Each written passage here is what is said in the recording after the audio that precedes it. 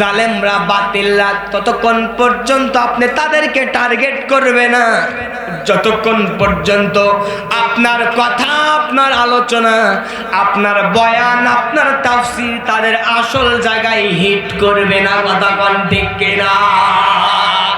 নবীজি যতদিন পর্যন্ত নরম নরম আলোচনা করেছেন, আবু জেহেল কিন্তু ক্ষিপ্ত হয়। আরো জোরে কোন হয়? যেই দিন নবীজি কোরআনের কথা শুরু করে দিয়েছেন, কোরআনের প্রচার শুরু করে দিয়েছেন, সেই দিন থেকে কাফেররা ক্বালাল্লাযিনা কাফারু দারুন নদওয়ার ভিতরে আইন তৈরি করেছে, নবী মুহাম্মাদের কণ্ঠ থেকে কোরআন শোনা যাবে। আরো জোরে কোন যাবে? এই জন্য নরম নরম আলোচনা করে গেলে কারো খারাপ লাগবে না, কিন্তু জবাব দেওয়া লাগবে কার কাছে? আরো জোরে কোন কার কাছে? কিন্তু যেই মাত্র কোরআনের হক কথা, আসল কথাগুলো পয়েন্টে পয়েন্টে জয়েন দিবেন, তখন দেখবেন বিগত সময়ে জালেমরা কিন্তু খেপে যেত। বাংলাদেশে নরম নরম বলা হুজুর আছে না নাই? আরো জোরে কোন আছে না নাই? একদল হুজুর কোরআনের কথা বলে মার খায়, আর একদল হুজুর কোরআনের কথা বলে মুরগির রান খায়। দিনের দাওয়াত গোশত পোলাও কোরমা রুটি নয়, দিনের দাওয়াত হাসির মঞ্চে জীবন বিনিময়। দিনের দাওয়াত গোশত পোলাও কোরমা রুটি নয়, দিনের দাওয়াত হাসির মঞ্চে জীবন বিনিময়। যে দাওয়াতে নাই রে বাদাম, নাই রে প্রাণের ভয়, বুঝানিও সেই সে দাওয়াত দিনের দাওয়াত নয়। বুঝানিয়েন সেই সে দাওয়াত আমার নবীর দাওয়াত নয়। তাই তো দেখা যায় নবীজি কোরআনের কথা বলবার কারণে তায়েফের কাফেররা নবীজিকে রক্তাক্ত করেছে। কথা কোন ঠিক কিনা? ফাতিহা। আমি কিছু কোশ্চেন করব, আপনারা জবাব দিবেন। বলেন তো কোরআন শরীফ কত পারা? কোরআন শরীফে কতগুলো সূরা? কোরআন শরীফের সবচেয়ে বড় সূরা কোনটি? হ্যাঁ, সবচাইতে ছোট সূরা? হ্যাঁ, কাউসারও হয়। আলহামদুলিল্লাহ। কোন? 3 আয়াত সর্বনিম্ন, ঠিক কিনা? আমাদের যেগুলো জানার দরকার আছে না নাই? অনেক যুবক, আমি একটা হাই স্কুলে ক্লাস নেই, ইসলাম ক্লাস নেই, ক্লাসের আমার অভিজ্ঞতা, অনেক ছাত্র কালেমা তয়্যিবা, কালেমায়ে শাহাদাত সহি করে বলতে পারেন, ঠিক কিনা? এগুলো আমাদের জন্য দুঃখজনক বিষয়। একজন পরিবারের বাবা হিসাবে, অভিভাবক হিসেবে আপনার দায়িত্ব আপনার সন্তানকে দ্বীনি ইলম শিক্ষা দেওয়া, ঠিক কিনা? যদি এটা না করেন ভাই, যত আপনি দলধারী করেন, যত দলের বড় লিডার নেতা হন, বড় হুজুর হন, আপনি বড় হুজুর, সন্তান যদি দ্বীন ইসলাম না বোঝে, না শিখে, আপনার কিন্তু চারে নাও মূল্য। আরো জোরে কোন? মূল্য দুনিয়াতে থাকতে পারে, ঠিক কিনা? আখিরাতের ময়দানে ন্যূনতম আপনার মূল্য থাকতে পারে। কোন সূরা? কথা বলেন, কোন সূরা? কোরআন শরীফের সিরিয়াল অনুযায়ী সূরা ফাতিহার সিরিয়াল কয় নাম্বার? কিন্তু আয়াত নাজিলের দিক থেকে সর্বপ্রথম আয়াত নাজিল হয়েছে সূরা ফাতিহা নয়, ঠিক কিনা? কোন সূরা? আরো জোরে? আলহামদুলিল্লাহ। কোন সূরা? সূরা আলাক। কোন সূরা? সূরা আলাকের 5টি আয়াত। কতটি আয়াত? 5টি আয়াত। তাহলে সূরা কোরআন শরীফের সিরিয়াল অনুপাতে সূরা ফাতিহা কয় নাম্বার? কথা বোঝা যায় ভাই? কথা যদি না বোঝা যায়, আলোচনা শুনে মজা পাওয়া যাবে? কারণ অনেক জেলার ভাষা অনেক জায়গায় মানুষ বোঝে না, ঠিক কিনা? বগুড়ার হুজুর ওয়াজ করতে গেছে কুমিল্লায়, কোথায়? না, কথা কয় না। আরো জোরে। সামনের ভাইরা চুপ থাকেন, পিছনের ওই 2 নম্বর খুঁটি থেকে। কোন জেলায় গেছে? আরো জোরে। এবার সবাই চুপ। দাঁড়ানো ভাইরা কোন জেলায় গেছে? দাঁড়ানো ভাইরা কোন জেলায়? আরো জোরে। ওই যে লাল গজিগাঁও দেওয়া, কোন জেলায়? আপনারা আমার দিকে এবার তাকান, সবাই যদি ওই দিকে ঘোরেন তাহলে কেমন হয়? হুজুর যাবার পরে কুমিল্লার মানুষের আঞ্চলিক ভাষার হুজুর বোঝে না, ঠিক কিনা? স্বাভাবিক। তো হুজুর যেহেতু বোঝে না, হুজুর হাসে, জনগণও হাসে। কুমিল্লার জনগণ বলছে, হুজুর আপনি তো আমাদের অনেক কথা বোঝেন না, বুঝতে মানে সমস্যা হচ্ছে। এবার আপনি যেহেতু বগুড়া থেকে আসছেন, আপনি একটু বগুড়ার ভাষায় কিছু কথা বলেন তো। তো বগুড়ার হুজুর বলছে আপনারা কি আসলেই শুনবেন? কয় হ্যাঁ শুনবো। তখন বগুড়ার হুজুর বলতেছে আপনারা রেডি হন, আমি বগুড়ার ভাষায় একটা বাক্য বলবো, এই বাক্যের আসল অর্থ আপনারা বলে দিবেন। আলহামদুলিল্লাহ কন। তো হুজুর বলছে আপনারা রেডি? কুমিল্লার লোকজন বলছে হ্যাঁ রেডি। তখন বগুড়ার হুজুর বলতেছে তুই আলুতে আলু অক্কেলিয়া আলু। কি বলছে? আরো জোরে কি বলছে? তুই আলুতে আলু অক্কেলিয়া আলু। কুমিল্লার জনগণ, কুমিল্লার শ্রোতারা এবার শোনার পরে বলতেছে, হুজুরের দিকে তাকায় আছে বড় বড় চোখ করে। কি করে তাকায় আছে? হুজুর বলছে ছায়া থাকস কেন, কি কবি ক, তুই কোলেই তো অর্থ ভাঙ্গা দিয়ে যায়। ঠিক কিনা? হুজুরের দিকে তাকায় আছে। হুজুর এখন বলছে আপনারা কিছু বুঝলেন? ওরা হাসে। কি করে? হাসে। আপনারা কি আসলে কিছু বুঝছেন? ওরা হাসে। তো কুমিল্লার জনগণ যখন একটু 1 নম্বর 5 নম্বর 19 নম্বর করে, বোঝে আবার বোঝে না। একজন দাঁড়ায় গেছে, হুজুর আমি একটা বিষয় বুঝছি। কি বুঝছেন? হুজুরকে বলছে হুজুর বলবো। হুজুর কয় বলেন। কুমিল্লার ওই শ্রোতা এখন ডাক দিয়ে বলছে হুজুর আমরা জানি উত্তরবঙ্গে আলুর চাষ বেশি, আপনি মানে আলু সম্পর্কে কোনো গল্প করছেন। কি সম্পর্কে? আসলে ভাই মূলত এখানে আলু সম্পর্কে কোনো গল্প হয়? আরো জোরে হয়। মূলত গল্প হয়েছে ভাইজান আপনি আসলেন তা ওনার সাথে করে কেন নিয়ে আসলেন? ঠিক কিনা? এটা বগুড়ার আঞ্চলিক ভাষা হলো আলু। ঠিক কিনা? মানে বগুড়ার আঞ্চলিক ভাষা হলো তুই আলুতে আলু, তুই সভাপতি সাহেব সাথে করে কেন নিয়ে আলু? ঠিক কিনা? তাহলে কথার বেশ কম আছে না নাই? আরো জোরে কোন আছে না নাই? মূলত আমাদের কথা তো বোঝা যায়। ঠিক কিনা? তাহলে কোন সূরা? আরো জোরে কোন সূরা? কোরআন শরীফের কত নম্বর সূরা? 1 নম্বর। কোরআন শরীফ খুললেই যে সূরা বাহির হবে, সূরাটির নাম হচ্ছে সূরাতুল ফাতিহা। আল্লাহু আকবার কোন।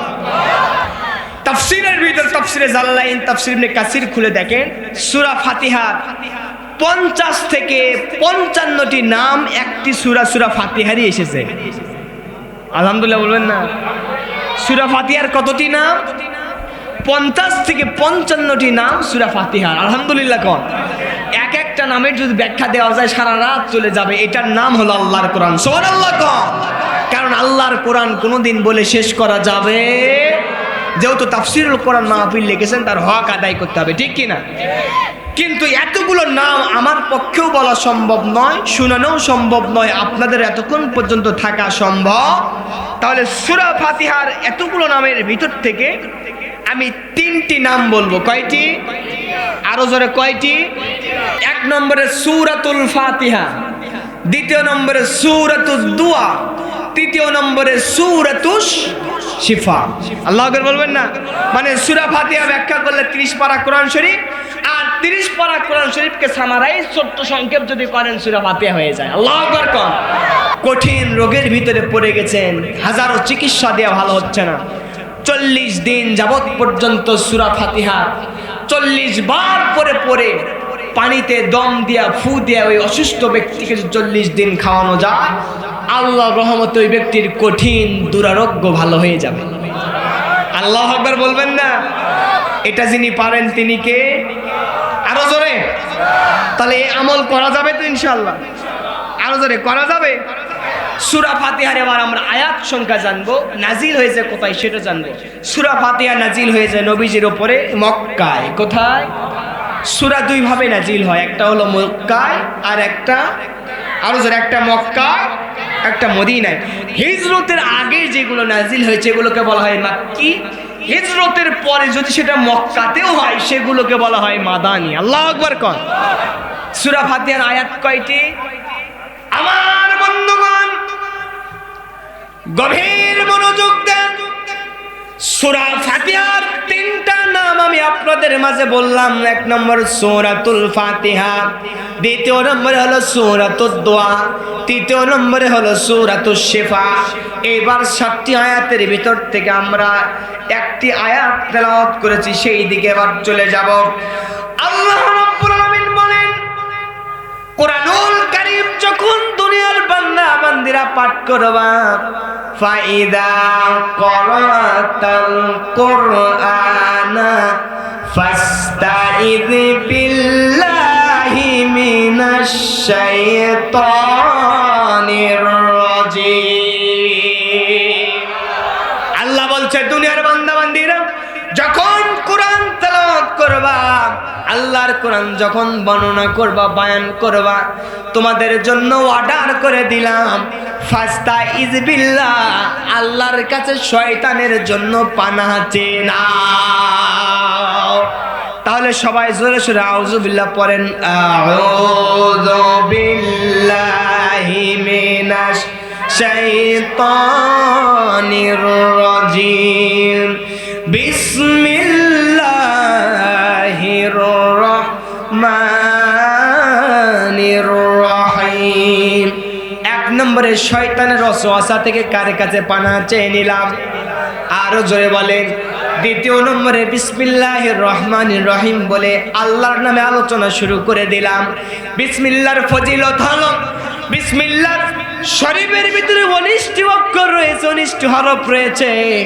যে ব্যক্তি বিসমিল্লাহর আমল করতে পারবে, বিসমিল্লাহর আমল করবার কারণে জাহান্নামের গেটে, জাহান্নামের দরজায় 19টি ফেরেশতা রয়েছে। আল্লাহ পাক সমস্ত ফেরেশতাদের হাত থেকে, মানে জাহান্নাম থেকে বান্দা বান্দীগুলোকে হেফাজত করে নেবে। বিসমিল্লাহর ব্যাখ্যা দিতে গিয়ে একটা এলাকায় একটা হিন্দু মেয়ে বসবাস করত পিতামাতার সঙ্গে। সেই মেয়েটা একটা হুজুরের কাছ থেকে বয়ান শুনেছে, তাফসীর শুনেছে বিসমিল্লাহর আমল, বিসমিল্লাহর ফজিলত সম্পর্কে, যে বিসমিল্লাহ বললে বরকত হয়, যেই ঘরের ভিতরে বিসমিল্লাহ বলে প্রবেশ করা হয়, খানা খাওয়া হয়, যেই কাজ বিসমিল্লাহর সাথে করা হয়, বরকত আমার রব নাজিল করে। শয়তানের ভিতর থেকে কোনো ওয়াসওয়াসা আসতে পারে না, শয়তান বাধা দিতে পারে না। হিন্দু মেয়েটি বিসমিল্লাহর তাফসীর শুনবার পরে মনের ভিতরে মহব্বত জাগলো, ভালোবাসা তৈরি হয়ে গেল বিসমিল্লাহর প্রতি। এক পর্যায়ে বিসমিল্লাহর আমল শুরু করে দিল।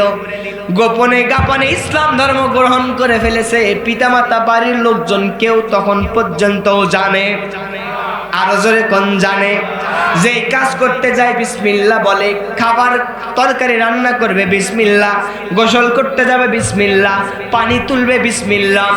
হিন্দু ফ্যামিলির হিন্দু কন্যা সন্তান বিসমিল্লাহ যখন তাফসীর শোনা শুরু করে দেওয়ার পরে নিজে আমল করা শুরু করে দিল। হিন্দু পিতামাতা, মুশরিক পিতামাতা, দেব দেবীর মূর্তি পূজারী পিতামাতা সহ্য করতে পারলো না, টার্গেটে নিল। কেমন টার্গেটে নিল? কেন বিসমিল্লাহর আমল করে দূর থেকে গোপনে গোপনে একটু টার্গেট করা শুরু করে দিল। কারণ জালেমরা, বাতিলরা ততক্ষণ পর্যন্ত আপনি তাদেরকে টার্গেট করবে না যতক্ষণ পর্যন্ত আপনার কথা, আপনার আলোচনা, আপনার বয়ান, আপনার তাফসীর তাদের আসল জায়গায় হিট করবে না। কথা কোন ঠিক কিনা? নবীজি যতদিন পর্যন্ত নরম নরম আলোচনা করেছেন, আবু জেহেল কিন্তু ক্ষিপ্ত হয়। আরো জোরে কোন হয়? যেই দিন নবীজি কোরআনের কথা শুরু করে দিয়েছেন, কোরআনের প্রচার শুরু করে দিয়েছেন, সেই দিন থেকে কাফেররা ক্বালাল্লাযিনা কাফারু দারুন নদওয়ার ভিতরে আইন তৈরি করেছে, নবী মুহাম্মাদের কণ্ঠ থেকে কোরআন শোনা যাবে। আরো জোরে কোন যাবে? এই জন্য নরম নরম আলোচনা করে গেলে কারো খারাপ লাগবে না, কিন্তু জবাব দেওয়া লাগবে কার কাছে? আরো জোরে কোন কার কাছে? কিন্তু যেই মাত্র কোরআনের হক কথা, আসল কথাগুলো পয়েন্টে পয়েন্টে জয়েন দিবেন, তখন দেখবেন বিগত সময়ে জালেমরা কিন্তু খেপে যেত। বাংলাদেশে নরম নরম বলা হুজুর আছে না নাই? আরো জোরে কোন আছে না নাই? একদল হুজুর কোরআনের কথা বলে মার খায়, আর একদল হুজুর কোরআনের কথা বলে মুরগির রান খায়। দিনের দাওয়াত গোশত পোলাও কোরমা রুটি নয়, দিনের দাওয়াত হাসির মঞ্চে জীবন বিনিময়। দিনের দাওয়াত গোশত পোলাও কোরমা রুটি নয়, দিনের দাওয়াত হাসির মঞ্চে জীবন বিনিময়। যে দাওয়াতে নাই রে বাদাম, নাই রে প্রাণের ভয়, বুঝানিও সেই সে দাওয়াত দিনের দাওয়াত নয়। বুঝানিয়েন সেই সে দাওয়াত আমার নবীর দাওয়াত নয়। তাই তো দেখা যায় নবীজি কোরআনের কথা বলবার কারণে তায়েফের কাফেররা নবীজিকে রক্তাক্ত করেছে। কথা কোন ঠিক কিনা? হিন্দু মেয়েটি বিসমিল্লাহর আমল করা যখন শুরু করে দিল, বাবা মার টার্গেটে পড়ে গেছে। মা বোনেরা, আমি শুনেছি আপনারা অনেক মানুষ উপস্থিত হয়েছেন, হৃদয়ের কান দিয়ে শুনে নিয়ে যান। এইবার হৃদয়ের কান লাগা শোনেন। বিসমিল্লাহর আমল করে যখন শুরু করে দিয়েছে, বাবা মায়ের টার্গেট হয়ে গেল। কি ব্যাপার, কন্যা সন্তান কেন বিসমিল্লাহ পরে? একদিন গেল, 2 দিন গেল, 3 দিন পর্যন্ত অপেক্ষা করলো। 4th দিন পর্যন্ত কন্যা সন্তানকে কাছে ডাকলো। মা, কি ব্যাপার, তুমি বিসমিল্লাহ কেন বলো? তোমার কারণ কি? ছোট্ট মেয়েটি ডাক দেয়া বলছে, আব্বু শুনে নিয়ে যাও, শুনে নিয়ে যাও। মুসলমানদের হুজুরের কাছ থেকে শুনেছি বিসমিল্লাহ বলার কারণে আমার রব সব কাজের ভিতরে বরকত দান করে দেয়। মুশরিক পিতামাতা কলিজার ভিতরে, রক্তের ভিতরে আগুন ধরে উঠলো, আগুন জ্বলে উঠলো। যে কায়দায় হোক মেয়েটাকে কিন্তু বন্ধ করা লাগবে। 2য় দিন মেয়েকে বোঝালো, মা এটা করা যাবে না, এটা মুসলমানদের কাজ কারবার। তুমি যদি এই কাজকর্ম করো তাহলে মুসলমানদের কাছে কিন্তু আমরা অন্যরকম হয়ে যাব, আমার এলাকার মানুষের কাছে মুখ দেখাইতে পারবো না, তুমি মনে হয় মুসলমান হয়ে গেছো। কন্যা সন্তান ডাকতে বলতেছে, আব্বু যেই বিসমিল্লাহর আমল শুনেছি, তাফসীর শুনেছি, যদি জীবনও চলে যায় বিসমিল্লাহর তাফসীর থেকে, আমল থেকে, আমি তোমার কন্যা সন্তান বিন্দু সময়ের জন্য দূরে সরে থাকতে পারি না। বাবা বুঝালো কাজ হয় না, মা বুঝালো কাজ হয় না। এবার চিন্তা করলো ঠান্ডা মাথায় মারা লাগবে। কি করা লাগবে? আরো জোরে কর। ঠান্ডা মাথায় মারা লাগবে। একদিন বাবা ডাক দিয়ে বলতেছে, মা তোমাকে ছোট্ট একটি আমার স্বর্ণ আংটিটুকু দিলাম, এই আংটিটুকু তোমার কাছে জমা দিলাম, এই আংটিটুকু তোমার কাছে জমা দিলাম। নির্দিষ্ট দিন অমুক দিনে তোমার কাছ থেকে আংটিটুকু আমি ফেরত চাই। কন্যা সন্তানের কাছ থেকে এবার আংটি ফেরত নেবে। সেই দিন আসবার পরে কন্যা সন্তান বিসমিল্লাহ বলে আংটিটুকু নিজের কাছে গ্রহণ করে রেখে দিয়েছেন। যে জায়গা দূর থেকে বাবা টার্গেট করছে কোথায় রাখে, এই আংটি যেই জায়গায় রেখেছে বাবাও দেখে ফেলেছে। এইবার আংটি ওই বাবা কি করবে, মেয়ের যেই জায়গায় গোপন জায়গায় রেখে দিয়েছে সেই জায়গা থেকে নিজে এবার নিয়েছে। কারণ হলো মেয়েকে বিপদে ফালাবে। কিসে ফালাবে? আরো জোরে কোন কিসে ফালাবে? কিন্তু যে বান্দা বান্দি রবের রাস্তায় থাকবে, আল্লাহ পাক ওই বান্দা বান্দিকে মানুষের সমস্ত শত্রুর হাত থেকে আমার রব হেফাজত করবে। দলিল কোথায় নেবেন? আল্লাহ রাব্বুল আলামিন বলছেন, আল্লাহু ইয়াসিমুকা মিনাল্লাহ।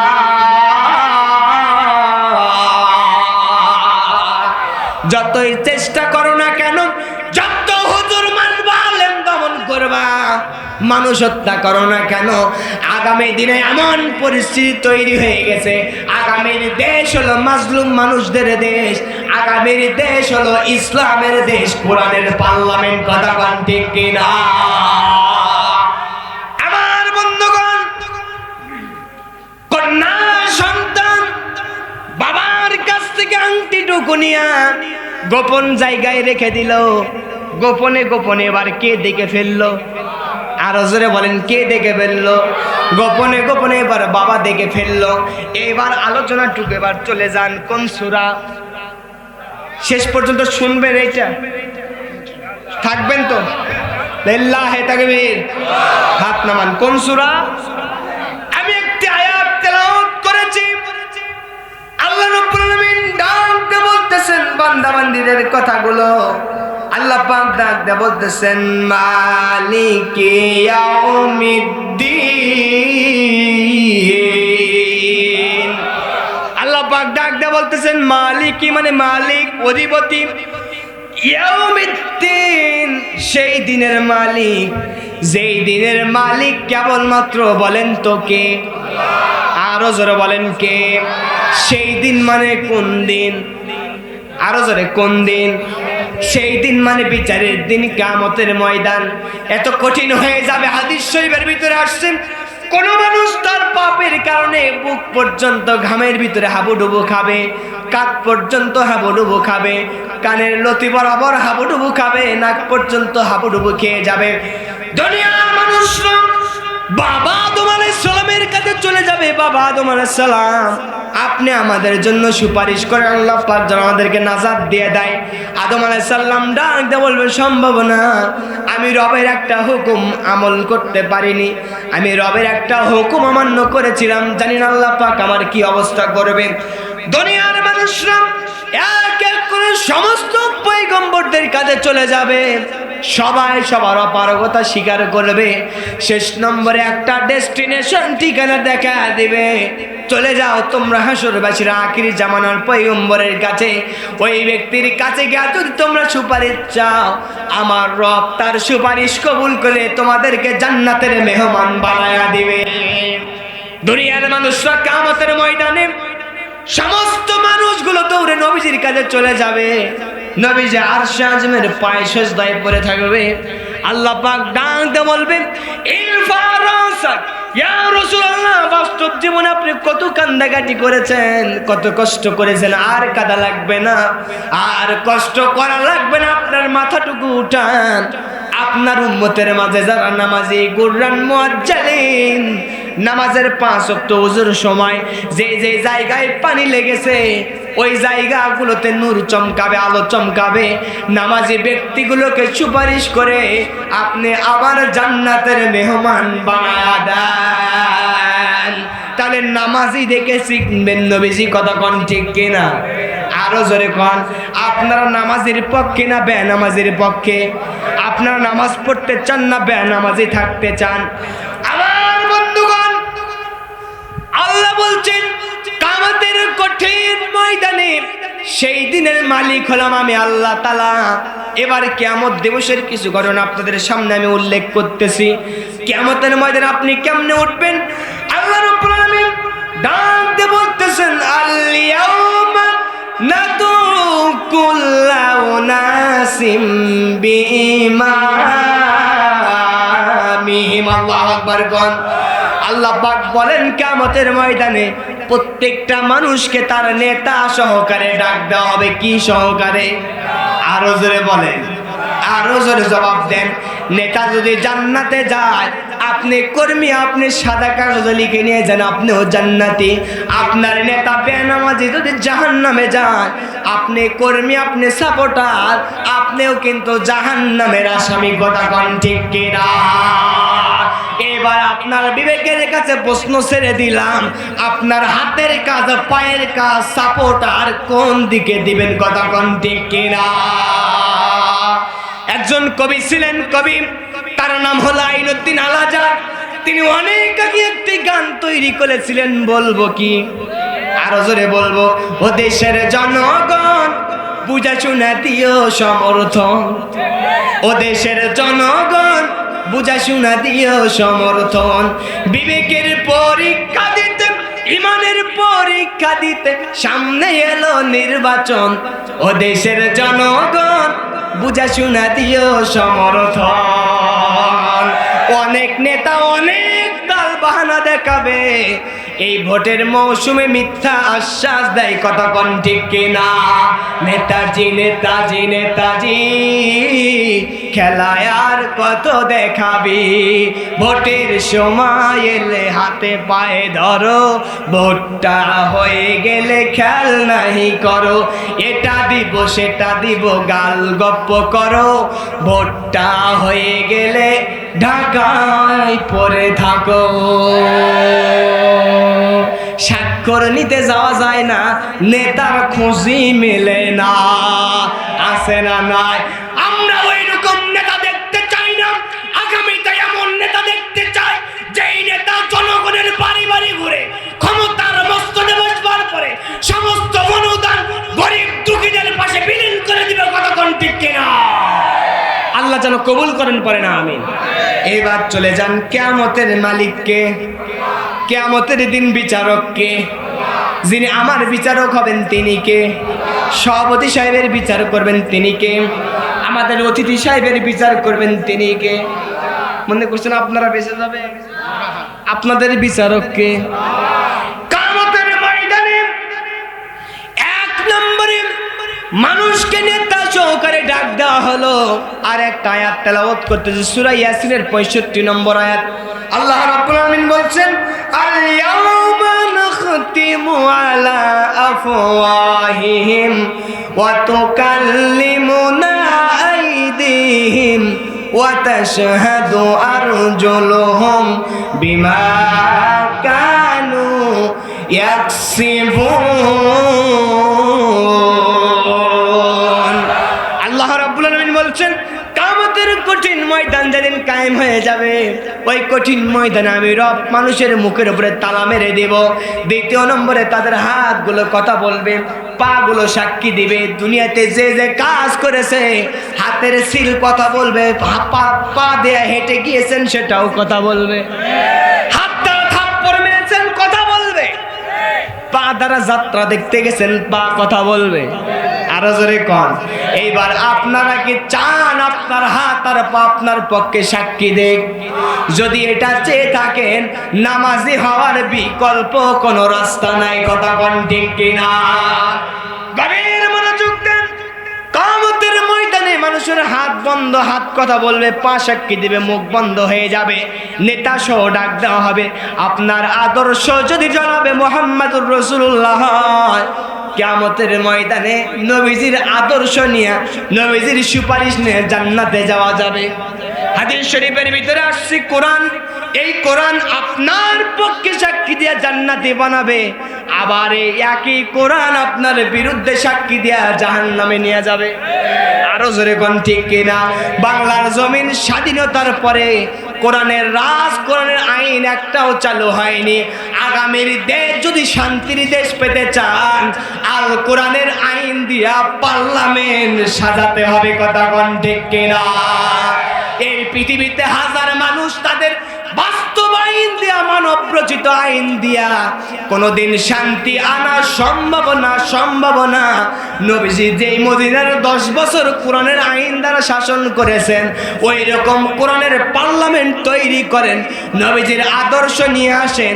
আমার দেশ শান্তির দেশ, সত্যিকার অর্থে ইসলামের বাংলা, সোনার বাংলায় পরিণত হয়ে যাবে। আপনারা কোরআনের দেশ হয়েছে, ইসলামের দেশ হয়েছে, বাংলার জমিন শান্তির জমিন হয়েছে, বাংলার জমিন ইনসাফের জমিন হয়েছে, বাংলার জমিন ক্ষুধা মুক্ত হয়েছে। কারা কারা দেখতে চান দুহাত তুলে মালিক রে দেখান। লিল্লাহে তাকবীর। সূরা ফাতিহার মালিক ইয়াউমিদ্দিনের আলোচনা করতেছিলাম। কিয়ামত দিবসের মালিককে? আরো জোরে বলেন মালিককে।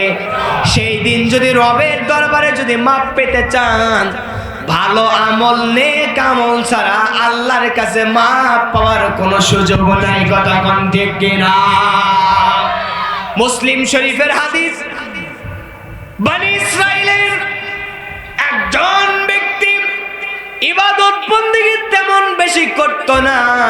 আল্লাহর জমিনে আল্লাহর তেমন আইন কানুন হুকুম মানে নাই, আল্লাহর তেমন বিধান মানতে পারে নাই। যার কারণে মৃত্যুবরণ করবার পূর্বে সন্তানগুলোকে ডেকে ওসিয়ত করলেন, সন্তান আমার, আমি যখন দুনিয়া থেকে বিদায় হয়ে চলে যাব, দুনিয়া থেকে বিদায় হয়ে যাবার পরে আমার লাশকে তোমরা আগুন দ্বারা পুড়িয়ে দিবা। কি করবা? আরো জোরে কোন। আগুন দ্বারা পুড়িয়ে দিবা। পুড়িয়ে দেওয়ার পরে যে ছাইগুলো পাওয়া যাবে, অবশিষ্ট ছাইগুলো পাওয়া যাবে, এই ছাইগুলোকে 3 ভাগ করবা। কয় ভাগ? আরো জোরে বলেন কয় ভাগ? এই ছাইগুলোকে তোমরা 3 ভাগ করবা। এক ভাগ ছাই তোমরা বাতাসের সঙ্গে উড়াইয়া দিবা। দ্বিতীয় নম্বরে যে ছাইগুলো অবশিষ্ট থাকবে পানিতে ভাসায়া দিবা। তৃতীয় নম্বরে যে ছাইগুলো অবশিষ্ট থাকবে এই ছাইগুলো মাটির ভিতরে তোমরা পুঁতে রাখবা। কাজ হলো কয়টা? আরো জোরে কোন কয়টা? এই ব্যক্তির ধ্যান ধারণা, এই ব্যক্তির মনের ইচ্ছা আশা বাসনা হলো যে কিয়ামতের ময়দানে যেদিন রব মানুষগুলোকে তার সামনে হাজির করবে, আর আমার সন্তানগুলো যদি আমার লাশ মাটির ভিতরে পানিতে যদি আর বাতাসে যদি ভাসায়া দেয়, উড়াইয়া দেয়, আর মনে হয় আল্লাহ তাআলা আমাকে ধরতে পারবে না। আপনারা জবাব দেন, আমার রব কি আবার আমাদের ধরতে পারবে? আর জোরে কোন পারবে? এটা যদি সত্যি হয় আখিরাতের ময়দানে রবের দরবারে দাঁড়ানো লাগবে। এইটা যদি বিশ্বাস করে থাকেন, আলেমদের বিরুদ্ধে, নবীর উত্তরসূরিদের বিরুদ্ধে, আল্লাহ রাসূলের বিরুদ্ধে বিষোদ্গার করা যাবে না। আমার বন্ধুগণ, বনী ইসরাইলের ওই মুরব্বী সন্তানগুলোকে ওসিয়ত করলো, সন্তান আমার এইবার তোমরা কি করবা?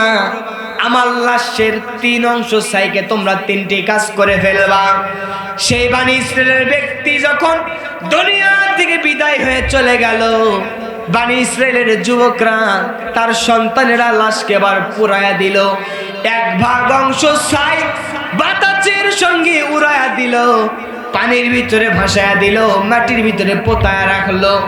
এইবার এই ব্যক্তির ধারণা কিয়ামতের ময়দানে যেদিন বিচার হয়ে যাবে, শুরু হবে, আল্লাহ তাআলা আমাকে ধরতে পারবে না। নবীদের হাদিস, কিয়ামতের কঠিন ময়দান যেদিন কায়েম হয়ে যাবে রে, ওই কঠিন ময়দানে কোনো মানুষ যখন কোনো মানুষের উপকারে আসবে না, বনী ইসরাইল ওই মুরব্বীকে এবার ডাক দেয়া বলা হবে, মুরব্বী তুমি দাঁড়ায় যাও। আল্লাহ রাব্বুল আলামিন বাতাসকে অর্ডার করবেন, বাতাস ছাইগুলোকে সামনের দিকে নিয়ে আসো। পানিকে অর্ডার করবেন, পানি ছাইগুলোকে আমার কাছে নিয়ে আসো। মাটি থেকে ছাইগুলোকে এবার তুলে নেওয়া হবে। আল্লাহ তাআলার অর্ডারের মাধ্যমে সমস্ত ছাইগুলো একত্রিত হওয়ার পরে ওই বৃদ্ধ মুরব্বীর লাশে পরিণত হয়ে যাবে। আল্লাহু আকবার কোন। বৃদ্ধ মুরব্বী কিয়ামতের কঠিন ময়দানে আল্লাহ যখন তার চেহারা তৈরি করবেন, তার দেহ যখন গঠন করে ফেলবে, বৃদ্ধ মুরব্বীকে ডাকতে বলা হবে, গোলাম আমার কি কারণে তুমি ওসিয়ত করেছো একটু বলে দাও। বৃদ্ধ মুরব্বী ডাকতে বলবে, রব্বুল আলামিন আমি হায়াতে জিন্দেগিতে তেমন কোনো ভালো আমল করিনি, যার জন্য আমি মনে করেছিলাম আমার সন্তানদেরকে আমি ওসিয়ত করেছিলাম, আমার সন্তানদেরকে ওসিয়ত করেছিলাম যে আমার সন্তানেরা আমি দুনিয়া থেকে বিদায় হয়ে চলে যাওয়ার পর আমার লাশকে তোমরা 3 ভাগ করবা, ছাইগুলো 3 ভাগ করবার পরে তোমরা কাজগুলো সম্পাদন করবা। যার জন্য আমার সন্তানগুলো ওসিয়ত পূরণ করেছে। আমার বিশ্বাস ছিল হয়তো আপনি আমার আর ধরতে পারবেন না, আপনার আযাব থেকে আমি বেঁচে যাব। আল্লাহ বলবে, বান্দারে তোর কলিজায় কে বিশ্বাস ছিল নাকি? মুরব্বি ডাকতে বলবে, রব্বুল আলামিন হায়াতে জিন্দেগিতে ভালো আমল ছিল না, কিন্তু তোমার এই প্রতি বিশ্বাসটুকু আমার ছিল। আখিরাতের ময়দানে তোমার কাছে জবাব দেওয়া লাগবে, তোমার কাঠগড়ায় দাঁড়ানো লাগবে। আল্লাহ ডাকতে বলবেন, রহমতের দরিয়ায় জোশ লেগে যাবে, ঢেউ লাগবে। আল্লাহ ফেরেশতাদেরকে বলবে, ফেরেশতারা শুনে নিয়ে যাও, এই বান্দা আমি রবের প্রতি বিশ্বাস গাঢ় ছিল, ইকিন ছিল, দৃঢ় ছিল। তোমাদেরকে সাক্ষী রেখে কিয়ামতের ময়দানে কোটি কোটি মানুষের সামনে বলে দিলাম, এই ব্যক্তির তামাম জীবনের গুনাহ আমি রব বিশ্বাস থাকবার কারণে মাফ করে দিলাম। এই মুরব্বিটারে আমি রব জান্নাতের মেহমান বানায় দিলাম। তাহলে ভালো আমল করার দরকার আছে না নাই? কিয়ামতের প্রতি বিশ্বাস রাখবার দরকার আছে না নাই? আমার বন্ধুগণ, আল্লাহ রাব্বুল আলামিন বলছেন, মালিক ইয়াউমিদ্দিন, কিয়ামত দিবসের মালিক হলাম আমি আল্লাহ রাব্বুল আলামিন। এরপর আল্লাহ তাআলা এবার ডাক দিয়ে বলতেছেন ইয়্যাকা না'বুদু ওয়া ইয়্যাকা নাস্তাঈন। এইবার বান্দা যেন সালাতের ভিতরে নামাজের ভিতরে দাঁড়ায় গেছে, কারণ নবীজি বলেছেন লা সালাতা ইল্লা বিফাতিহাতিল কিতাব। যে ব্যক্তি নামাজের ভিতরে সূরা ফাতিহা তেলাওয়াত করবে না, ওই ব্যক্তির নামাজ সহিহ শুদ্ধ হবে না। বান্দা যেন নামাজের মুসল্লায় নামাজের জায়নামাজে যখন দাঁড়ায় গেছে, আল্লাহর কাছে পড়তেছে আল্লাহ তুমি আর রহমান, তুমি আলহামদুলিল্লাহি রাব্বিল আলামিন, আর রহমানির রহিম, মালিক ইয়াউমিদ্দিন, ইয়্যাকা না'বুদু ওয়া ইয়্যাকা নাস্তাঈন পর্যন্ত যখন এসে গেছে, আল্লাহ যেন জিজ্ঞেস করতেছে বান্দারে তুই আমার প্রশংসা করলি, কিয়ামত দিবসের মালিক বানায় দিলি, রহমান রহিম বানায় দিলি, এইবার তুই জবাব দে তোর পরিচয় কি, তোর বাড়ি কোথায়, তোর বাসা কোথায়, তুই আমার কেন প্রশংসা করতেছিস, তোর পরিচয় এবার জানায় দে। বান্দা যেন নামাজের ভিতরে সালাতের ভিতরে আমাদের পরিচয় আল্লাহ পাক যেন শিখাই দিল, বান্দারে নামাজের ভিতরে তোর পরিচয় তুই এবার দিয়া দে। বান্দা সালাতের ভিতরে পড়তেছে পড়েন ইয়্যাকা না'বুদু ওয়া ইয়্যাকা নাস্তাঈন। ইয়্যাকা না'বুদু, আমি তো তোমারই গোলামি করি, তোমারই দাসত্ব করি, তোমার কাছে মাথা নত করি। ওয়া ইয়্যাকা নাস্তাঈন, আর যখন বিপদে পড়ে যায়, বিপদের সময় তুমি রব তোমার কাছে সাহায্য চাই। বলেন না সুবহানাল্লাহ। বলেন তো গোলামি করব কার? আরো আস্তে কন, আরো জোরে কন। গোলামি করব কার? আমরা করতেছি কার? আল্লাহর হচ্ছে। আমরা ডানপন্থী মানুষ, ডান দিকে চলার কথা, চলছি কোন দিকে? যদি আপনি মনে করেন আমি মাহফিলের বক্তা সভাপতি, বাম দিকে না যে ডান দিকে যাব, আপনার উপরে কিন্তু অ্যাক্সিডেন্ট ফরজে আইন। কথা কয় না? আরো জোরে কন। তাহলে আমরা কি রবের গোলামি করতে পারতেছি? আরো জোরে। যদি রবের গোলামি করতে চান আল্লাহর জমিন, এইবার বলবেন হুজুর তার দলিল কোথায়? আল্লাহ রাব্বুল আলামিন বলছেন আলা লাহুল খালকু ওয়াল আমর, এই জমিন যার কর্তৃত্ব আর নেতৃত্ব হবে তার। আমরা বিগত সময়ে যা দেখেছি, আগামীতে স্বাধীন বাংলায় নির্বাচনের পরে মানব রচিত আইনে বাংলার জমিন আর চালাইতে চাই না। আমার বন্ধুগণ, বান্দা এবার রবের কাছে নামাজের ভিতরে পড়তেছে ইয়্যাকা না'বুদু, আমি তো তোমারই ইবাদত করি, তোমার গোলামি করি, ওয়া ইয়্যাকা নাস্তাঈন, তোমারই দাসত্ব করি এবং তোমার কাছে সাহায্য প্রার্থনা করি। এবার আল্লাহ যেন বলতেছে বান্দারে আমার প্রশংসা করলি, তোর পরিচয় তুই জানায় দিলি, এইবার তুই বলে দে আমি রবের কাছে তুই কি চাস। আল্লাহ যেন এবার নিজেই শিখাই দিচ্ছে। বান্দা এবার বলতেছে আল্লাহ আমরা তো মূর্খ মানুষ, জাহেল মানুষ, কেমনে তোমার কাছে চাইবো সেটাও তো জানি না, তুমি এবার আমাদেরকে বলে দাও কেমনে তোমার কাছে চাইতে হয়। আল্লাহ রাব্বুল আলামিন সূরা ফাতিহা 5 নম্বর আয়াতের ভিতরে শিখায় দিচ্ছেন বান্দারে নামাজের ভিতরে আমার কাছে তুই এভাবে চেয়ে নে। এবার আল্লাহ রাব্বুল আলামিন বলছে বান্দা তুই পড় ইহদিনাস সিরাতাল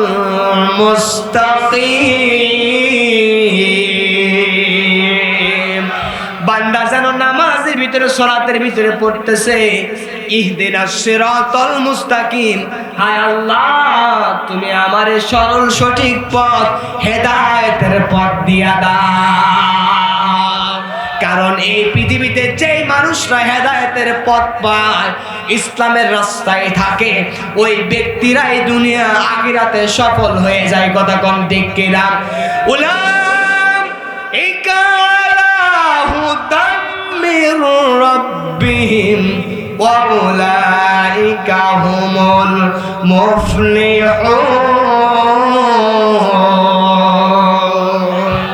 সূরা বাকারার ভিতরে আল্লাহ বলছেন ওই সকল ব্যক্তিরা হেদায়েত প্রাপ্ত ওই সকল ব্যক্তিরা সফল কাম, যেই সকল ব্যক্তিরা আল্লাহ রাস্তার উপরে দণ্ডায়মান আছে। বলেন না সুবহানাল্লাহ। এইবার বলেন তো হেদায়েত চাইবেন কার কাছে? আরো জোরে বলেন। হেদায়েতের মালিক কে? আমি আপনি আপনার জন্য, ভালোর জন্য, হেদায়েতের জন্য দোয়া করার অধিকার, এখতিয়ার আছে, কিন্তু হেদায়েত দেওয়ার মালিক স্বয়ং আল্লাহ, আমার নবীজিও নয়। কথা কোন ঠিক কিনা? আমার নবীজি যদি হেদায়েতের মালিক হতো, তাহলে নবীজির আপন চাচা আবু তালিব, আবু লাহাব কেন হেদায়েত পেল না? আরো জোরে। মঞ্চের পাশে বসে থাকবে, পিছনে বসে থাকবে, সামনে বসে থাকবে, কিন্তু হেদায়েতের মালিক যদি আল্লাহ হয়, আর আল্লাহ যদি হেদায়েত যদি না লিখে থাকে কপালে, কোনদিন কখনো কোন বড় হুজুর এসে তাফসীর করলেও হেদায়েত দেওয়া সম্ভব। আরো জোরে কোন সম্ভব? তাহলে আকীদা পরিষ্কার, হেদায়েত দেওয়ার মালিক কে? আরো জোরে বলেন। হেদায়েত চাইতে হবে তাহলে কার কাছে? প্রত্যেকটা ফরজ নামাজ যখন আপনি সমাপ্ত করে ফেলবেন, আল্লাহর কাছে হেদায়েত চাইবেন। আমল দিয়ে গেলাম, পড়েন আল্লাহুম্মা, সবাই পড়েন আল্লাহুম্মা ইন্নী আসআলুকাল হুদা। আরো জোরে আল্লাহুম্মা। মা বোনেরা আপনারাও গুনগুন করে পড়েন আল্লাহুম্মা ইন্নী আসআলুকাল হুদা। তার মানে হলো, হায় আল্লাহ, তোমার কাছে হেদায়েত চাই, তুমি আমাদেরকে হেদায়েত নসিব করে দাও। তাহলে হেদায়েতের মালিক কে? নবীদের চাচা, নাম তার আবু তালিব, নবীজিকে এত মহব্বত করতেন, ভালোবাসতেন, লাভ করতেন, লাইক করতেন। নিজের সন্তান আলীকে দূরে দূরে ঘুমায় রাখতেন, আর কলিজার টুকরা এতিম ভাতিজা নবী মুহাম্মদুর রাসূলুল্লাহকে কলিজার সঙ্গে, বুকের সঙ্গে লাগায়া ঘুমাতেন। এত মহব্বত করেছেন, ভালোবেসেছেন, কিন্তু হেদায়েতের মালা, ফুলের মালা পড়তে পারে নাই। কারণ হলো, এবার ইতিহাসের দিকে আপনি চলে যান। নবীজি চাচার সঙ্গে বসরার উদ্দেশ্যে, সিরিয়ার উদ্দেশ্যে কাফিলার সঙ্গে চলে যাবেন। এমত অবস্থায় সিরিয়ার রাস্তার ভিতরে বসে আছে একজন পাদ্রী, তার নাম হলো বুহাইরা। নাম কি? আরো জোরে বলেন। নাম তার বুহাইরা নামক পাদ্রী বসে আছে। তার ধারণা, তার গবেষণা, এই রাস্তা দিয়ে একদিন আখির জামানার পয়গম্বর আসবে, পয়গম্বর চলে যাবে, আর সেই নবীর এই ঘাড়ের কাছে খতমে নবুয়তের মোহর মারা থাকবে। ওই ব্যক্তি, যেই ব্যক্তি নবী হবে দেখেই চেনা যাবে। এই ব্যক্তির কপালে চুম্বন করব, মোহরে নবুয়তের উপরে চুম্বন করব, আমি নিজে ধন্য হয়ে যাব। আল্লাহু আকবার কোন। নবীজি ছোট্ট মানুষ, চাচার সঙ্গে ব্যবসা বাণিজ্যের কাবিলার সাথে সিরিয়ার দিকে যখন রওনা হয়েছেন, আবু তালিব কেমন ভালোবাসতেন, মহব্বত করতেন, এবার তাকায় শুনেন, হৃদয়ের কান দ্বারা শুনে নিয়ে যান। আবু তালিবের সঙ্গে যখন নবী মুহাম্মদুর রাসূলুল্লাহ যখন আগমন করেছে কাফেলার ভিতরে, বুহাইরা নামক পাদ্রী লক্ষ্য করে দেখতেছে, এতদিন পর্যন্ত যে রাস্তায় আমি বসে গবেষণা চালালাম, লক্ষ্য করে তাকায় দেখলাম আজকে রাস্তার পরিবেশ অত্যন্ত সুন্দর, নরম হয়ে গেছে। শুধু তাই নয়, আকাশের কঠিন রোদ নাই। যে কাফেলা সামনে রাস্তার পাশে অবতরণ করলো, থেমে গেল, সেখান থেকে একটা বালক আগমন করলো, যার চেহারা এত সুন্দর, আসমানের চন্দ্রের দিকে যদি দেখা যায়, চন্দ্রের গায়ে দাগ পাওয়া যায়। ছোট্ট সন্তান নবী মুহাম্মাদের চেহারার ভিতরে কোনো কলঙ্কের দাগ নাই। বুহাইরা নামক পাদ্রী লক্ষ্য করে দেখতেছেন, কাফেলার ভিতর থেকে ছোট্ট একটা চাঁদের মতো ফুটফুটে একটা বালক সামনের দিকে আসতেছে। শুধু তাই নয়, বুহাইরা নামক পাদ্রী লক্ষ্য করে দেখতেছে, আমার গবেষণা সব যেন মিলে যায়, যার জন্য এতদিন পর্যন্ত রাস্তায় বসে অপেক্ষা করতেছিলাম।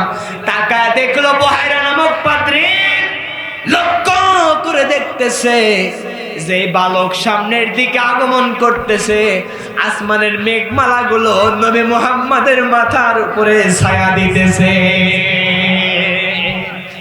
কারণ কি? নবীজির মর্যাদা আল্লাহ তাআলা এত বৃদ্ধি করেছিলেন। নবীজি যখন তার মায়ের পেটের ভিতরে অবস্থান করতেছেন, এমতো অবস্থায় নবীজির মা যখন কূপ থেকে পানি তুলতে যাবেন, কূপের কাছে যখন বালতি নামায় দেয়, জগমগ যখন নামায় দেয়, নবীজির মায়ের কষ্ট হয়ে যাবে, বালতি তুলতে পারবে না।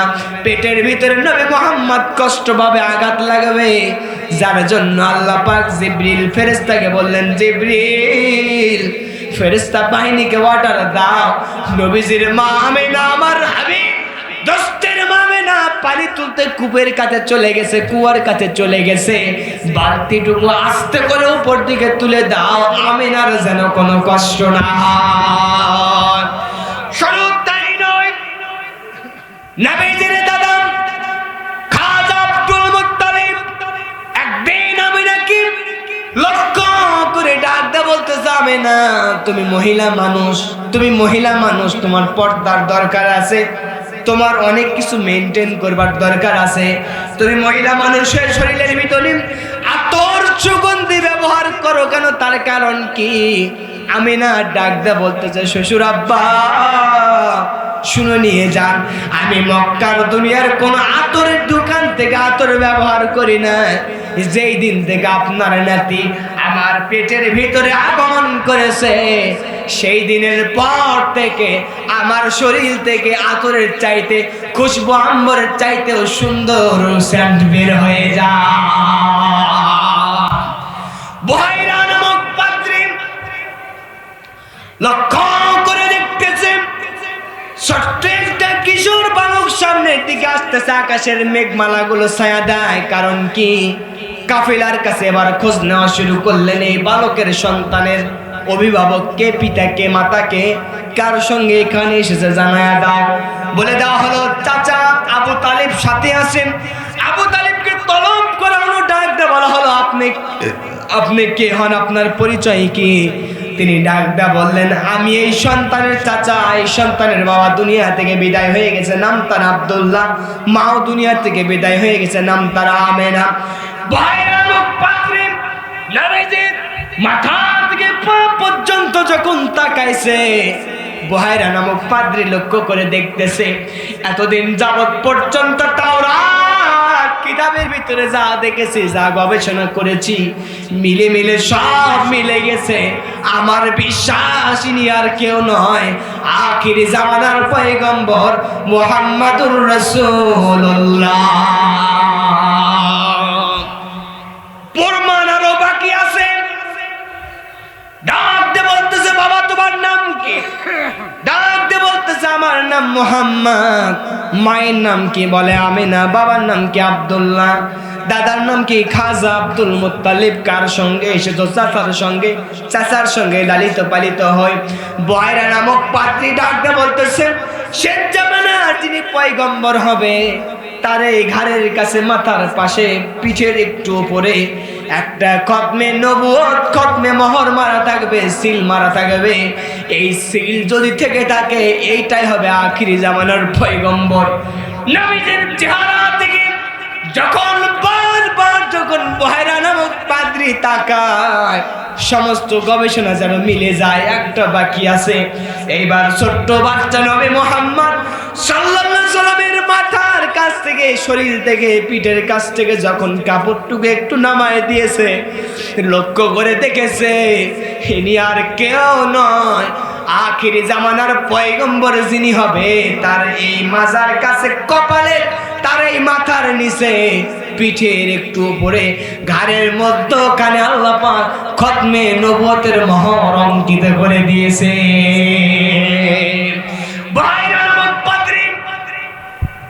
কাপড় খোলার পরে বৃন্দ মাত্র দেরি করে না, সঙ্গে সঙ্গে দেখার সাথে সাথে বুহাইরা নামক পাদ্রী এখানে চুম্বন দিয়েছে। আল্লাহু আকবার গণ। তিনি বুঝতে পেরেছেন ইনি আর কেউ নয়, ইনি হলো আখিরি জামানার পয়গম্বর নবী মুহাম্মাদুর রাসূলুল্লাহ।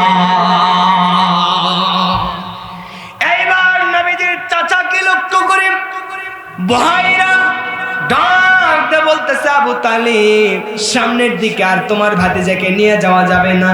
আমি ভবিষ্যৎবাণী করতেছি, ওই জামানার ইহুদিরা কিন্তু পেতে বসে আছে, তোমার ভাতিজাকে দুনিয়া থেকে বিদায় করে দিবে, দুনিয়া থেকে বিদায় করে দিবে, একেবারে হত্যা করে ফেলবে। তোমার ভাতিজাকে তুমি মক্কার দিকে নিয়ে যাও, সামনের দিকে আর আগায় যাওয়া যাবে না। নবীজির চাচা আবু তালিব সন্তান এতিম ভাতিজাকে নিয়ে সামনের দিকে অগ্রসর হয়ে চলে গেলেন, মক্কার দিকে চলে গেলেন, আর ভিতর দিকে গেলেন না। চাচা যদি সত্যিই যদি ভালো না বাসতো, ভাতিজাকে সেই দিন কিন্তু শত্রুর মুখে ফেলায় দিত। কথা কোন ঠিক কিনা? সে আপন চাচা, কলিজার টুকরা চাচা কালেমা পড়তে পারে না, এবার চলে যান। নবীজির আপন চাচা আবু তালিব মৃত্যু শয্যায় শায়িত, কালেমা পড়েনি এখন পর্যন্ত, দুনিয়া থেকে বিদায় হয়ে চলে যাবে। এবার নবীজি আবু তালিবের বাসায় যখন চলে গেলেন, চাচার মাথার পাশে বসলেন, মাথায় হাত বোলায় দিলেন, ডাক দিয়ে বলা হলো, চাচা যান, আপনি মৃত্যু শয্যায় শায়িত, দুনিয়া থেকে বিদায় হয়ে যাবেন। আপনার কাছে শেষবারের মতো আমার একটা অফার, আপনি কালেমা পড়েন, আল্লাহর সঙ্গে অনুমতি নিয়ে সুপারিশ নিয়ে আপনারে জান্নাতের মেহমান বানায়া দেব। লা ইলাহা। নবীজি চাচাকে ডাকতে বললেন, চাচা আপনি যদি আমাকে নবী মানতেও যদি অস্বীকার করেন, শুধু আমাকে কানে কানে বলে দেন লা ইলাহা ইল্লাল্লাহ, রবের সঙ্গে যত কথা বলা লাগে আমি ভাতিজা সব কথা বলে আপনার জন্য সুপারিশ করে আপনারে জান্নাতের মেহমান বানায়া দেব। চাচা কালিমা পড়ে না, নেতৃবৃন্দের দিকে তাকায়, আবু জেহেল, উতবা, শাইবা, ওলীদ বিন মুগীরার দিকে তাকায়।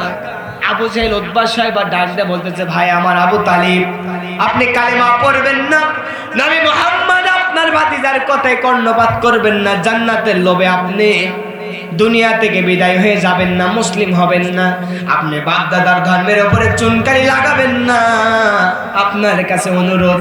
এবার আবু তালিব চতুর্দিকে তাকায়, ভাতিজার দিকেও তাকায়, নেতা কর্মীদের দিকেও তাকায়, কি করা যায়? এইরকম দুদুল্যমান আছে না নাই? আরো জোরে কম। সামনে রবিউল আউয়াল আসবে, আসবে কি আসবে না? আরো জোরে কোন। নবীর নামে মিলাদও পড়ে, আবার একই নবীর সমাজ গড়ার কথা বললে ওই ব্যক্তি মন খারাপ করে। ও নামাজি, কোরআন দিয়ে নামাজ পড়ো, সমাজ কেন গড়ো না? ঠিক কিনা আমার বন্ধুগণ? আবু তালিব কালিমা পড়তে চাই, নেতা কর্মী ডাক দিয়ে বলতে চায়, ভাইজান শেষ সময় বিদায়ের বেলা কালেমা পড়বেন না, ধর্মের উপরে চুনকালি লাগাবেন না, আপনি যে ধর্মের উপরে ছিলেন বদনাম করে যাবেন না। এক পর্যায়ে নবীজির চাচা আবু তালিব কালেমা পড়ল না, বেঈমান হয়ে দুনিয়া থেকে বিদায় হয়ে চলে গেল। নবীজির মন খারাপ হলো, চোখ বেলা ঝরঝর করে পানিগুলো জমিনে পড়ে যায়, মুখটুকু মলিন হয়ে গেছে। এবার আল্লাহ রাব্বুল আলামিন নবীজির সান্ত্বনা দেবার জন্য জিবরিলকে বললেন, জিবরিল আর করো না দেরি, চলে যাও তাড়াতাড়ি, নবীজির শানে আয়াত নাজিল করে সান্ত্বনার বাণী শুনে দাও। আল্লাহ পাক আয়াত নাজিল করতেছেন, ইন্নাকা লা তাহদি মান আহাবাতা ওয়ালাকিন্নাল্লাহ ইয়াহদি মান ইয়াশা।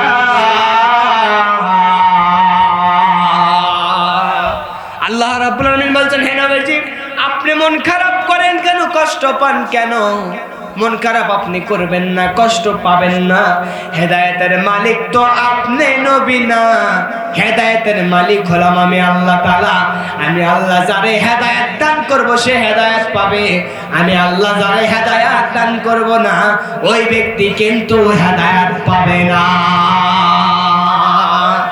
অথচ পক্ষান্তরে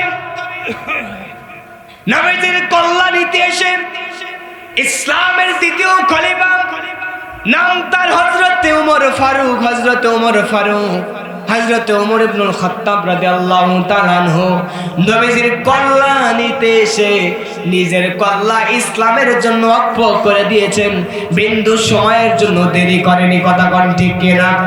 মক্কায় নবীর বিরুদ্ধে আইন জারি হলো, হুলিয়া জারি হয়ে গেল, যে ব্যক্তি নবীজির কল্যাণে দিতে পারবে 10টা থেকে 100টি লাল উট তাকে দেওয়া হবে, পুরস্কার দেওয়া হবে।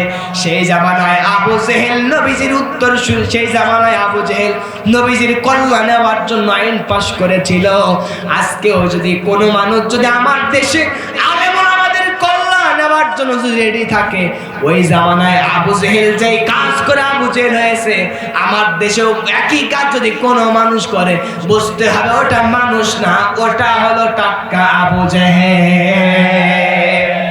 এখানে আমি ওয়াজ করতেছি, আমি আজকের বক্তা, এখানে যিনি বসবেন উনি অতিথি, পাশে যিনি বসবেন উনি সভাপতি, একই চেয়ারে যারাই বসবে তারাই কিন্তু সেটা হবে, ঠিক কিনা? একই আবু লাহাব আবু জাহেলের কাজ যে ব্যক্তি করবে, ওই ব্যক্তি কেন আবু জেহেল আর আবু লাহাব হবে না? জানতে চাই, কথা কোন, ঠিক কিনা? হযরত ওমর নবীজিকে হত্যা করবার জন্য, নবীজির কল্যাণ মোবারক নেবার জন্য সামনের দিকে অ্যাডভান্স হয়েছেন। নবীজিকে হত্যা করবেন, রাস্তার প্রতিমধ্যে খোলা তরবারি নিয়ে নবীজিকে হত্যা করবার জন্য সামনের দিকে এবার চলে আসলেন। নবীজিকে হত্যা করবেন, রাস্তার প্রতিমধ্যে নাইম নামক একজন সাহাবীর সঙ্গে দেখা, যিনি কালেমা পড়েছিলেন, যিনি নবীজির কালেমা গোপনে গোপনে পড়েছেন, ইসলাম ধর্ম গ্রহণ করেছেন, কিন্তু উমরও তখন পর্যন্ত জানে, কথা কোন জানে? হযরত ওমর খোলা তরবারি নিয়ে যখন সামনের দিকে অ্যাডভান্স হয়েছে, নাইম নামক সাহাবীটা বলতেছেন, ভাই ওমর, মেজাজটা দেখতেছি খুব গরম, কারণ কি? ওমর ডাকটা বলতেছে, জানো না নবী মুহাম্মাদের বিরুদ্ধে আইন জারি হয়েছে, হুলিয়া পাশ হয়েছে, নবী মুহাম্মাদের বিরুদ্ধে আইন জারি হয়ে গেছে, যে ব্যক্তি কল্যাণ নিতে পারবে তাকে লাল উট দেওয়া হবে, পুরস্কার দেওয়া হবে। নাইম নামক সাহাবী ডাকটা বলতেছে, ওমর ভাই, নবীজির কল্যাণ নিবা, আর নবীজির উত্তরসূরিরা তো নখের আঙ্গুল চুষতে পারে না, কথা কোন, ঠিক কিনা? নবীজির কল্যাণ যদি নিতে চাও, নবীজির সাহাবীরা তোমার বিরুদ্ধে কিন্তু ময়দানে ঝাঁপিয়ে পড়বে, কথা কোন, ঠিক কিনা? আমার বন্ধুগণ, ওমর এই কথা শুনবার পরে ডাক দিয়ে বলতেছেন, ওগো নাইম ভাই, তোমার কথাবার্তার ভাবসাব কেমন জানি অন্যরকম মনে হয়, তুমি মনে হয় কালেমা পড়ে মুসলমান হয়েছো। নাইম নামক সাহাবী যে কায়দায় হোক তার কথা গোপন রাখলেন। এইবার তিনি ডাকটা বললেন, ওমর ভাই, আগে নিজের ঘর সামলা, তারপরে পর সামলা, তারপরে নবী মুহাম্মাদের কল্যাণ নাও। তোমার বাড়ি গিয়া দেখো তোমার বোন ফাতেমা কালেমা পড়ে মুসলমান হয়ে গেছে। গভীর মনোযোগ দেন। মেয়েটি হিন্দু কন্যা সন্তান, মেয়েটি আংটি গোপন জায়গায় রেখে দিয়েছে, পিছনে পিছনে হিন্দু বাবাও টার্গেট নিয়েছে, তুমি আংটি কোথায় রাখো? আরো জোরে কর। যেই মাত্র আপনি দিনের পথে থাকবেন, হকের পথে থাকবেন, তখনই দেখবেন বাতিলদের মুখে আপনাকে পড়া লাগবে। যেই মাত্র নরম আলোচনা করবেন কোনো সমস্যা নাই, গরম আলোচনা করতে গেলেই যত ঝামেলা, কথা কোন, ঠিক কিনা? তুমি মিসওয়াক করা ফজিলত তো জানো, খাবার শেষে মিষ্টি মুখের হাদিসটাও মানো, শুধু হক কথাটা উচ্চ স্বরে বলতে পারো না, অন্যায় দেখে বারুদ হয়ে জ্বলতে পারো না। কেমন মুসলমান তুমি একটু বলো না, কেমন তোমার ঈমান একটু ভাবো না। কন্যা সন্তান মেয়েটি আনতে যখন গোপন জায়গায় রেখে দিয়েছে বাবা, এইবার কন্যা সন্তানের অনুপস্থিত আংটিটুকু এবার নিয়ে এসেছে। আংটি নিয়ে আসবার পরে এই কন্যা সন্তান যে আংটি গোপন জায়গায় রেখে দিয়েছিল, আংটি এবার বাবা নিয়ে আসবার পরে একটা নদীর ভিতরে ফেলায় দিয়েছে, কারণ মেয়ে তো আর নদীর ভিতরে ঝাঁপ দিয়ে আংটি বের করতে পারবে? আর জোরে কোন পারবে? কিন্তু আমার রব যদি সাহায্য করে, বিজয় করে দেবার মালিক হলো আমার আল্লাহ। আল্লাহ রাব্বুল আলামিন বলছেন, ওয়ালা তাহিনু ওয়ালা তাহজানু ওয়া আনতুমুল আ'লাউনা ইন কুনতুম মুমিনিন। বিএনপির ভাইরা শুনে নিয়ে যান, জামাত ইসলামের ভাইরা শুনে নিয়ে যান, কয়েকদিন পরে ভোট আসবে, সিল মারার অনুষ্ঠান আসবে। আল্লাহ পাক বলছেন, বিজয় দেবার মালিক হলাম আমি আল্লাহ, ভয় নাই, টেনশন নাই। যদি সত্যিকার অর্থে দেশ প্রেমিক হয়ে থাকেন, ইমানদার মুমিন হয়ে থাকেন, বিজয়ের মালা আমার আল্লাহ পরায়া দিবে, কোন শক্তি থামায়া রাখতে পারবে না। আমার বন্ধুগণ, কন্যা সন্তানের আংটিটুকু নিয়ে বাবা এবার গভীর সমুদ্র নদীর ভিতরে যখন ফেলায়া দিল, কন্যা সন্তানকে বিপদে ফেলাবে, সাহায্য করবে কে? আরো জোরে বলেন, আরো জোরে বলেন। এবার সাহায্য করবে আল্লাহ। ওই মেয়েটির বাবা এবার বাজারে গিয়েছে বাজার করবার জন্য। বাজার যখন করতে যাবেন, মেয়েটির বাবা সেই যুগে একটা রাষ্ট্রপ্রধানদের বড় ধরনের কর্মচারী ছিল। ওই দেশের রাজার প্রধানরা যারা ছিল, তারা মার্কেট করবার পরে, বাজার করবার পরে বাজার থেকে বিশাল একটা মাছ ক্রয় করেছে। ওই মাছটুকু এইবার ওই রাজা নিয়ে আসবার পরে ওই কন্যা সন্তানের বাবা যেহেতু ওই রাষ্ট্রের কর্মচারী ছিল, ডাক দেয়া বলতেছে, তোমার হাত দ্বারা এবার মাছটুকু কেটে নেব, তোমার হাত দ্বারা এই মাছটুকু রান্না করে নেব, যাও যাও যাও তোমার বাড়িতে নিয়ে যাও, এই মাছ কেটে তরকারি করে আমার বাসায় মানে রাজ দরবারে নিয়ে আসবা। আল্লাহু আকবার কোন, আরো জোরে কোন আল্লাহু আকবার। এইবার ওই মানুষ হিন্দু মেয়েটির বাবা বিশাল একটা মাছটুকু নিয়ে যখন বাসায় এসেছে, কন্যা সন্তানকে ডাক দেয়া বলতেছে, মা, যে মাছ তোমারে দিলাম, এই মাছটুকু আমারে কুটে দাও। খেলা কিন্তু আসল জায়গায় আসতেছে, কথা কোন ঠিক কিনা? এইবার মেয়েটি মাছ যখন হাতের উপরে নিয়েছে, নেবার পরে এইবার কন্যা সন্তান পড়তেছে, বিসমিল্লাহির রহমানির রহিম। কন্যা সন্তান এবার বিসমিল্লাহ পড়তেছে, মাছ কাটতে যাবে। মাছের ভিতরে যেই মাত্র বটির উপরে, চাকুর উপরে, কেচির উপরে আঘাত দিয়েছে, দেখা গেল বাবা যে আংটি রাখতে দিয়েছিল, ছোট্ট আংটি মাছের পেটের ভিতরে অবস্থান করতেছে। কন্যা সন্তান কোনো কথা বলে না, আস্তে করে আংটি নিয়ে যে জায়গায় রেখেছিল সেই জায়গায় রেখে দিয়েছে। মাছের কাজকর্ম শেষ হয়ে চলে গেছে। 2-3 দিন যাবার পরে হিন্দু মেয়েটির বাবা ডাক দিয়ে বলতেছে, কন্যা সন্তান, যে তোমার আংটি রাখতে দিয়েছিলাম, আংটিটুকু আমার একটু হাতে দাও। কন্যা সন্তানের মুখের ভিতরে হাসি থাকবে কি থাকবে না? আর জোরে কোন, থাকবে কি থাকবে না? যে জায়গায় আংটি রেখেছিল, বিসমিল্লাহ বলার পরে আংটিটুকু নিয়ে এসেছে, বাবার হাতে তুলে দিয়েছে। বাবার চোখ কপালে উঠে গেছে। আরো জোরে কোন ঠিক কিনা? এই বরকত, এই কারামত যিনি দেখাইতে পারেন, বলেন তো তিনি কে? লক্ষ্য করে দেখা যায়, বাংলার জমিনে যে ইসলামী দলগুলোকে নিষিদ্ধ করেছিল, দেখা গেল আল্লাহর কুদরতে কয়েকদিন পরে বাংলার জমিনে ওই পেটনির বাচ্চা নিষিদ্ধ দল যারা করেছিল, নিষিদ্ধ করেছিল, তাদের দল বাংলার জমিনে নিষিদ্ধ হয়ে গেছে।